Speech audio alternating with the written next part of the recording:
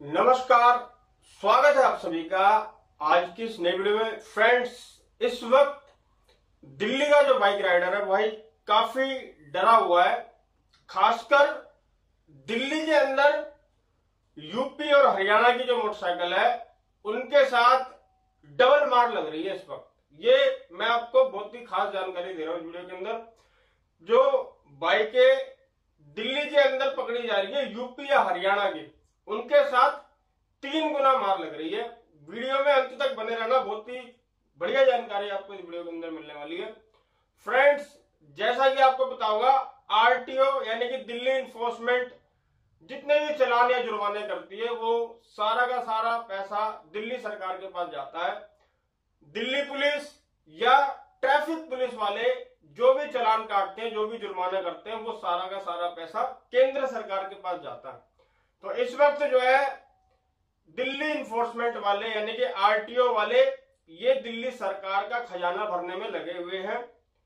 जैसा कि आप सबको पता होगा, ये कोई नई चीज नहीं है। दिल्ली के अंदर तरह तरह के कानून बनते रहते हैं, कभी पॉलिथीन बंद करने को लेकर तो कभी गुटखे को बंद करने को लेकर।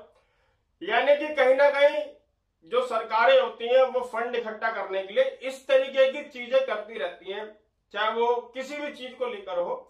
और ये भी एक तरीके से वही सब कुछ हो रहा है। और कुछ राइडर्स ये मुझसे कह रहे हैं कि भाई क्या हम लोग गुड़गांव के अंदर काम कर सकते हैं? तो भाई गुड़गांव के अंदर दिल्ली इन्फोर्समेंट वालों का कोई कब्जा नहीं है, इसलिए आप गुड़गांव के अंदर बेफिक्र होकर काम कर सकते हैं।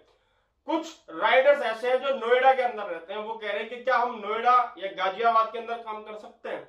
तो आप भाई नोएडा के अंदर करो, गाजियाबाद के अंदर करो, फरीदाबाद के अंदर काम करो, कोई भी दिक्कत आपके साथ नहीं होने वाली है।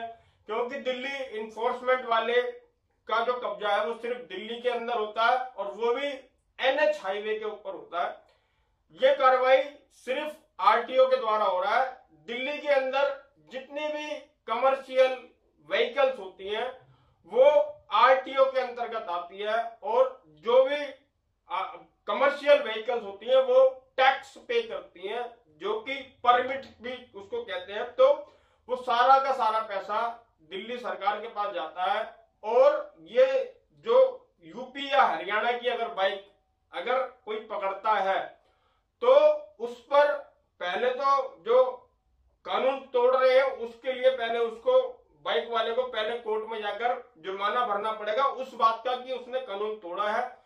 उसके बाद जब वो अपनी बाइक को लेने के लिए जाएगा, यानी कि बाइकें जो है सीज हो रही हैं, आपका सराय काले खा, जैसे कि कश्मीरी गेट है, जैसे कि सिविल लाइन है, यहां से जो भी बाइक्स पकड़ी जा रही हैं ये बुराड़ी अथॉरिटी जा रही है और वहां पर से आपकी गाड़ी को सीज किया जाता है।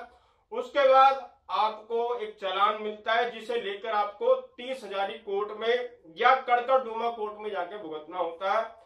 वहां से भुगतने के बाद आप जब वापसी आते हो अथॉरिटी में अपनी बाइक को लेने के लिए, तो यहाँ पर आपसे टैक्स के नाम पर 3100 रुपए कुछ पैसे वसूले जाते हैं, जो कि अतिरिक्त है, यानी कि ये दुगनी बार है।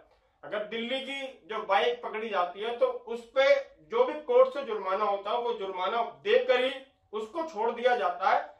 जबकि अगर यूपी या हरियाणा की बाइक दिल्ली के अंदर पकड़ी जाती हो तो उसको तो सीज ही किया जाता है। यानी कि अगर आप यूपी या हरियाणा की बाइक दिल्ली के अंदर लेकर काम कर रहे हो और गलती से आप सराय काले खा या फिर चांदनी चौक या फिर सिविल लाइन की तरफ चले जाते हो तो आपके साथ समझ लो कि तगड़ी वाली पनौती लग जाती है।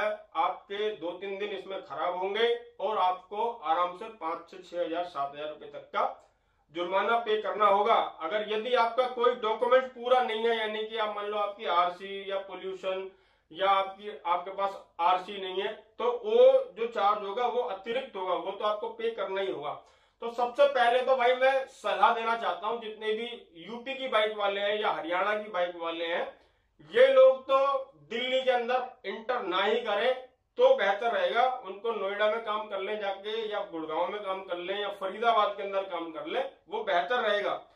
जहां तक बात दिल्ली के राइडर की है तो दिल्ली के राइडर्स भाई आप अगर पकड़े जाओगे, जैसे काफी राइडर्स मुझे ये भी कह रहे हैं कि भाई आप झूठ बोल रहे हो, ऐसा कुछ नहीं है। जबकि आपको पता है कि हमारे चैनल पर जो भी वीडियो जाती है वो प्रूफ के साथ आई है। आपने इससे पिछली वाली वीडियो भी देखी होगी जिसमें राइडर खुद अपनी सारी बात बता रहा है। उससे पहले वाली वीडियो के अंदर भी 11 मिनट की रिकॉर्डिंग है जो कि खुद बुराड़ी अथॉरिटी से अपनी बाइक छुड़ाकर लेकर के गया था और उसने आपको सारी की सारी बातें बताई हैं।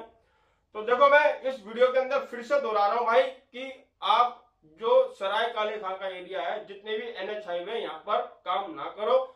साथ साथ भाई जो दिल्ली सरकार है, दिल्ली सरकार ने जो है दिल्ली में जितने भी काम करते हैं इस तरीके के एग्रीगेटर वगैरह, उनको लाइसेंस लेने के लिए 6 महीने पहले से ही बोल रखा है। पर ये कोई भी कंपनियां पता नहीं क्यों एग्रीगेटर के लाइसेंस के लिए अप्लाई नहीं कर रही हैं। इसकी क्या वजह है और इन कंपनियों की गलती की जो सजा है वो आज राइडर भुगत रहा है। कोई भी कंपनी खुलकर सामने नहीं आ रही है, वो हम लोगों को कोई भी ऐसी बात नहीं बता पा रही है। यहाँ तक कि कंपनियों ने जो राइडर पकड़ा जा रहा है उसकी आईडी तक को ब्लॉक करना स्टार्ट कर दिया। यानी कि कंपनी को लगता है कि वो राइडर उनके लिए धब्बा है, इसलिए उसकी आईडी तक को ब्लॉक किया जा रहा है। ये बहुत ही गलत बात है, इस तरीके की चीजें नहीं होनी चाहिए। बाकी देखो भाई, मेरा काम है आपको अवेयर करना। मुझे पता है कुछ राइडर्स फिर भी यूं कहेंगे कि नहीं ऐसा नहीं हो रहा, वैसा नहीं हो रहा। हो सकता है वो किसी कंपनी के कर्मचारी हो जो कि आपको बहकाना चाह रहे हैं, उनको लगता है कि मैं झूठ कह रहा हूं।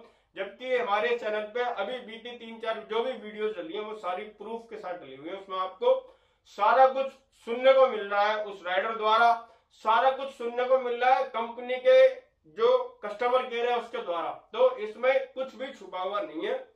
बाकी भाई देखो, इस वक्त जो है ना, मेरा मानना यह है कि आपको काम नहीं करना चाहिए। ये सब हर साल होता है, ये कोई नया नहीं है। कभी गुटखा बंद होना, कभी पन्नी बंद होना, कभी कुछ बंद होना।